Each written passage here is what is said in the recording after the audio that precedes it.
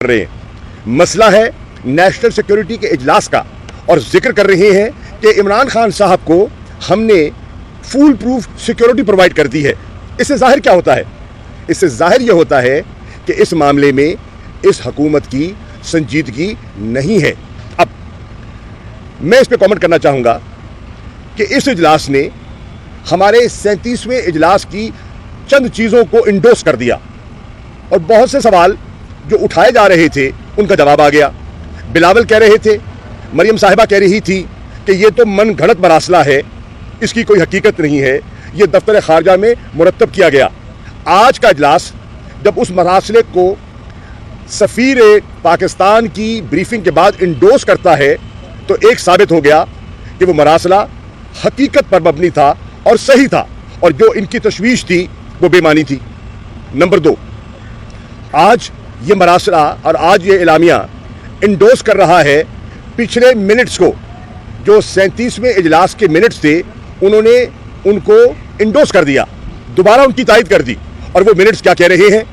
وہ منٹس کہہ رہے ہیں کہ پاکستان کے سیاسی معاملات میں مداخلت کی گئی، پاکستان کے اندرونی اور سیاسی معاملات میں مداخلت کی گئی، اور جس ملک نے کی وہ بھی آپ جانتے ہیں کہ ان کے اسسٹنٹ سیکرٹری آف اسٹیٹ جو ہیں ڈونلڈ لو، ان سے ہمارے ایمبیسڈر کی ملاقات ہوئی تھی۔ تو یہ ہمارا دوسرا پوائنٹ انڈوس ہو گیا۔ اب سوال یہ ہے کہ اس وقت قوم کے ذہن پر یہ سوار ہے کہ حقیقت کیا ہے۔ میں سمجھتا ہوں کہ آج کا اجلاس اس حکومت کی، جس کی کوئی میں سمجھتا ہوں کہ لیجیٹیمیسی پر بہت بڑا سوالیہ نشان اٹھتا ہے، آج اس حکومت نے اپنی ساکھ مزید متاثر کی ہے، اور لوگوں کا مزید اعتماد اٹھ گیا، اور وہ محسوس کر رہے ہیں اور ان کے شکوک و شبہات میں اضافہ ہو گیا کہ یہ پردہ پوشی یا کوئی کور اپ کا جو ہے وہ اٹیمپٹ کرنے کا ان کا ارادہ ہے۔ حل کیا ہے؟ اس کا واحد حل یہ ہے کہ ایک جوڈیشل کمیشن سپریم کورٹ کے چیف جسٹس کی سربراہی میں یا ان کی صوابدید پر تشکیل پائے، اور وہ جوڈیشل کمیشن ایک اوپن ہیئرنگ کے ذریعے معاملات کی چھان بین کرے اور حقائق کی تہ تک پہنچے کہ سازش تھی، پولیٹیکل انٹرفیئرنس تھی کہ نہ تھی، اور قوم اس میں دلچسپی رکھتی ہے۔ اب اس کمیشن کے لیے ہم نے سپریم کورٹ کی خدمت میں وہ مراسلہ بھیجا۔ اسپیکر نیشنل اسمبلی اسد کیسر صاحب نے سیلڈ انویلوپ کے ذریعے وہ مراسلہ ان کی خدمت میں بھیج دیا، ان کے پاس موجود ہے، وہ اس کا مطالعہ بھی کر سکتے ہیں، اور اس کی بنیاد پر از خود نوٹس لیتے ہوئے ایک کمیشن قائم کر سکتے ہیں، یہ ان کا اختیار ہے۔ ہم یہ کہہ رہے ہیں کہ اگر قوم کو آپ صحیح آگاہ کرنا چاہتے ہیں تو تحریک انصاف چند سوالات پیش کرنا چاہتی ہے، اگر ان سوالات پر غور کر لیا جائے تو میں سمجھتا ہوں کہ دودھ کا دودھ پانی کا پانی ہو جائے گا۔ وہ سوالات کیا ہیں؟ نمبر 1 میں پڑھ دیتا ہوں، آپ نوٹ فرما لیجئے۔ Isn't it a fact that the document is a formal communication by the representative of the state of Pakistan in a foreign country containing details of a formal meeting? Number 2, isn't it a fact that in the meeting, vote of no confidence was specifically mentioned, and it links to the removal of Imran Khan government as a condition of forgiving Pakistan? Doesn't it also threaten that in case Imran Khan government survives, it would result in isolation and consequences?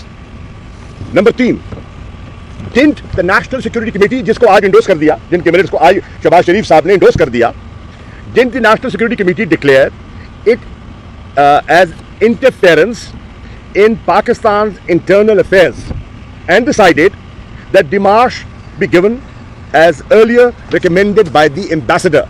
Ambassador نے recommend کیا، national security committee نے اس کو endorse کیا، اور اس موجودہ حکومت کے وزیر اعظم نے ان منٹس کو اپروو فرما دیا، ان کو انڈوس کر دیا۔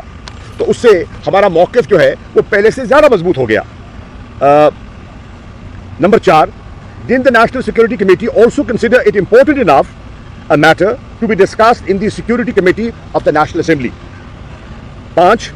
Inquiry be held to give findings on above points and also probe the nexus between actors and the threat conveyed in the said meeting as mentioned in the document. Number 6. This would require identifying patterns from data of meetings held by diplomats of a particular country, especially with opposition leaders and PTI dissidents in the past couple of months. Such data is on record. And also data of such meetings held outside the country.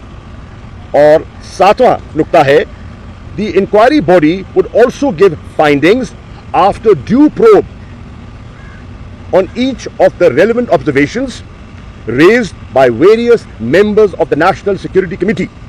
Motives of various actors and linkages would then become clear. अब आज की committee ने पिछली committee के minutes को endorse कर दिया और पिछली कमेटी में ये जो उनकी ऑब्जर्वेशंस थी उनकी बुनियाद पर मीटिंग की गई। तो इससे मैं समझता हूं कि तहरीक इंसाफ का जो मौक़िफ़ है और जो हमारा मुतालबा है वो पहले से ज़्यादा ज़ोर पकड़ गया है और पहले से ज़्यादा तक़वियत हासिल कर ली है। आपने देखा कि इस्लामाबाद में, पेशावर में, कराची में और कल लाहौर में एक अवाम का समुंदर था और वो बारहा ये नारा बुलंद कर रहा था कि इम्पोर्टेड हुकूमत नामंजूर। अब इस कैफियत को जब आप सामने रखते हैं तो उससे ये प्रोब और ये इंक्वायरी ज़्यादा अहमियत हासिल कर गई है।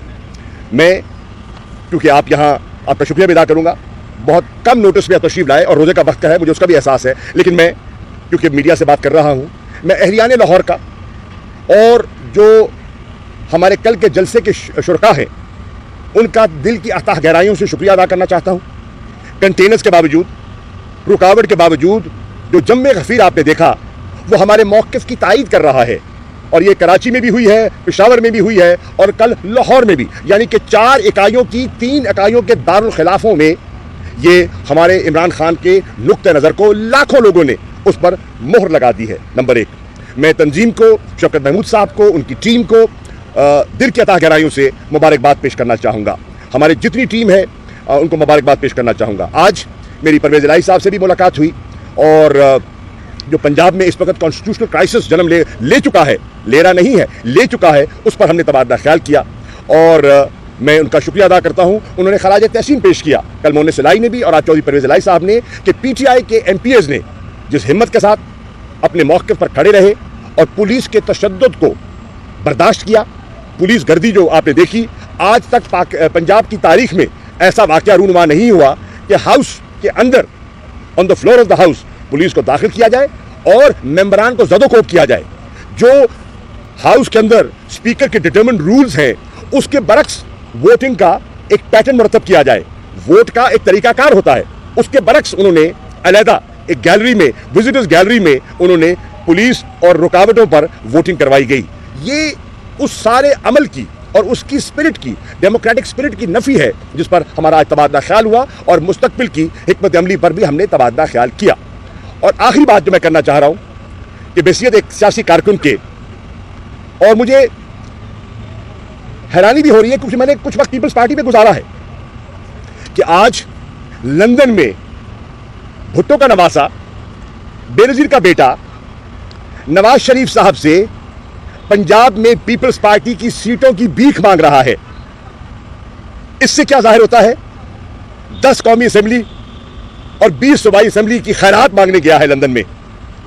आज उन्होंने पंजाब में पीपल्स पार्टी के सियासी जनाजे का एतराफ़ कर लिया है कि पीपल्स पार्टी पंजाब में अपनी वक़्त खो चुकी है और अगर नून लीग उनके साथ एडजस्टमेंट न करे तो शायद वो अपने बलबूते पर पंजाब में एक भी कौमी असेंबली सीट निकालने की आज सकत नहीं रखते। ये एक बहुत बड़ी तब्दीली है और पीपल्स पार्टी के वोटरों से मैं गुजारिश करूंगा, क्योंकि आपकी क़यादत ने सिंध की हुकूमत की खातिर आपका पंजाब के वोटों का सौदा कर दिया है, आपका हक छीन लिया है। तो वो जो नजरियाती कारकुन जो जमहूरी अक़दार पर कायल है, मैं उन्हें कहूँगा कि उन्हें इमरान खान की तरफ देखना चाहिए और एक वफाकी जमात की तरफ उन्हें माइल होना चाहिए और इंशाअल्लाह हम उनको दावत देते हैं, उनमें से जो सुथरे लोग हैं, जो सियासी तौर पर कड़े हुए पुख्ता लोग हैं, वो तहरीक इंसाफ में आए और तहरीक इंसाफ के लिए दरवाजे उनके लिए खुले होंगे। तो ये एक बहुत बड़ी जो एक तब्दीली है जो पीपल्स पार्टी अपने मुंह से कह चुकी है, वो आपके सामने है। शुक्रिया।